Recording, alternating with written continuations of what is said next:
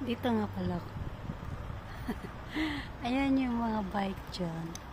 Diyan mo pwede ilagay yung bike mo pag nagbabike ka.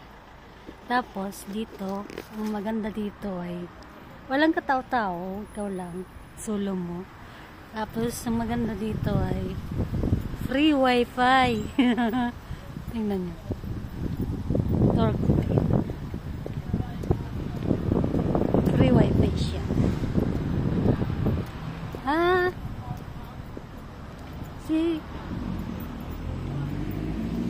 Free wifi, gratis, free. Oh, diba? Saan kanyan? Ganyan kayaman yung lugar namin. Free wifi. Kaya dito ako po at nagpapa-araw. Ayan, nagpapa-araw ako habang nintay ko si Banayar. At ako'y tapos na mag-coffee doon. Isang baso lang, tama na yun. Dahil mamaya hindi ako makatulog. Ayan. Free wifi dito. Tapos free ka dito. Mag-upo-upo with sunset. O, diba?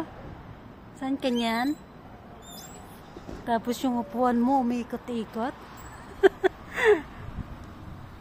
Oops! Katingin yung mga tao, akala nila nabaliw na ako dito. Magsasalita ako mag-isa. O, see guys, yan yung lugar namin. Diba? Ang yaman, free wifi. Oh, free upuan, free pahangin, walang bayad, lahat free.